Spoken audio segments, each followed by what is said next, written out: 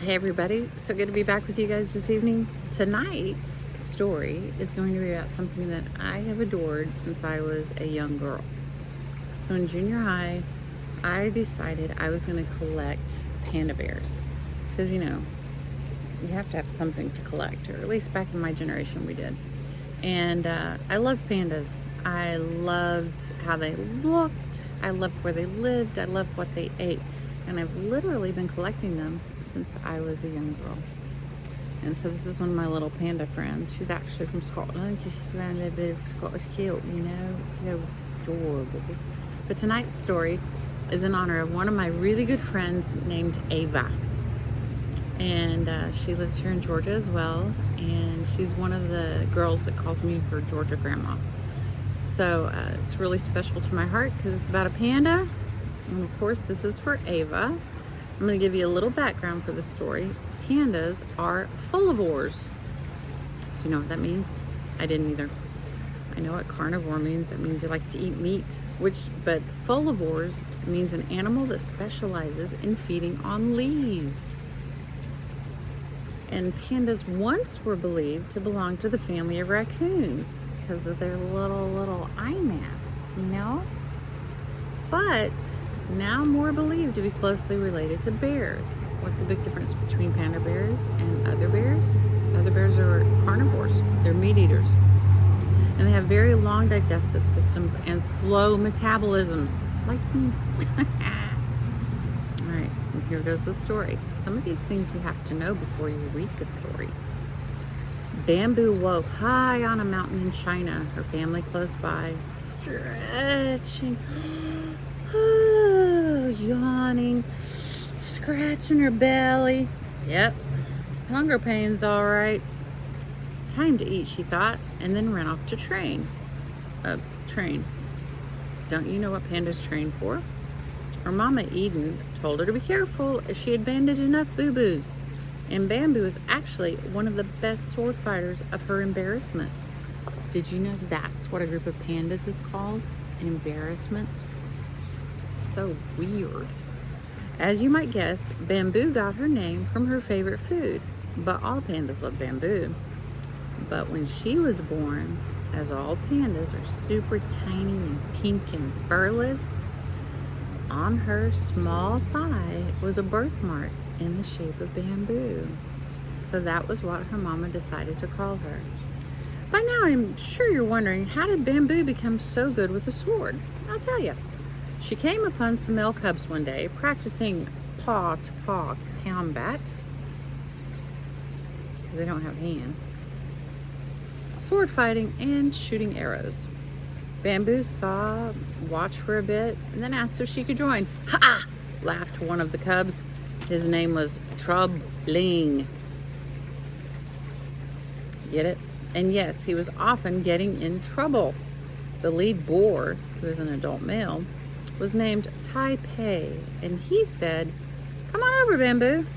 He thought it was important for the female cubs to learn how to defend themselves, but sometimes he had a hard time convincing the sows, their mommies.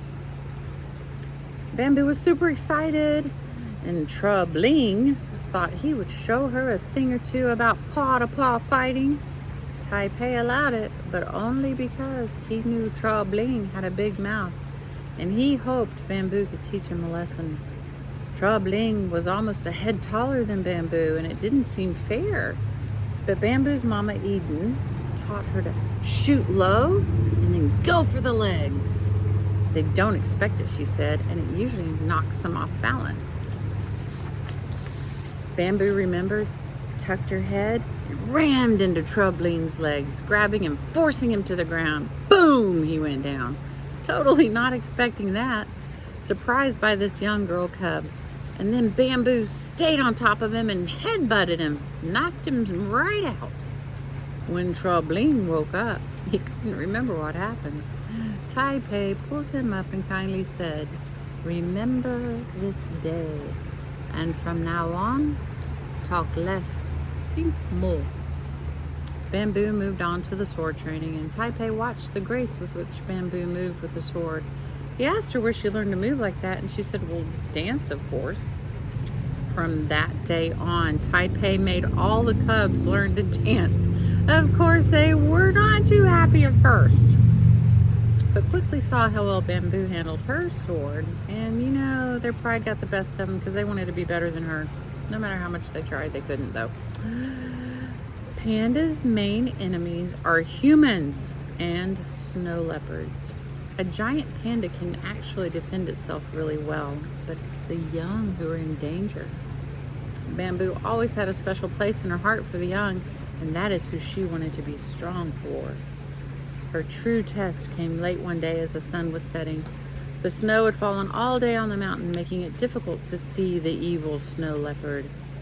It is at that time Bamboo and Troubling were on high alert. They would usually try and hide in the bamboo leaves, but with all the snow, their black fur showed up a little bit too much. Sure enough, a snow leopard came close. Sniffing, trying to find some young that she could take. Immediately, Bamboo and Troubling jumped out from their hiding and stood in warrior stance, headbands on their heads, their swords drawn. The leopard growled, snarled, and jumped. And as soon as she got over the top of Bamboo, Bamboo reached up with her sword and sliced at her back leg. The leopard fell to the snow and started limping away. She'd had enough for today. Bamboo and Troubling immediately got back to their post, standing guard until they were relieved of their duty so they could rest. Bamboo didn't let what was considered normal keep her from learning all she wanted to. And Troubling learned to let go of what he only thought and embraced learning new things. Mama Eden was super proud of her sweet cub Bamboo. Again, this was a fun story to write because yes, I love pandas. And we actually have a bamboo grove not too far from our house. So I go down there with some of my Asian friends and we pick bamboo. I actually eat bamboo just like the pandas. So as always, I hope you sleep well and have sweet dreams, and we'll see you next time. Have a good night. Bye-bye.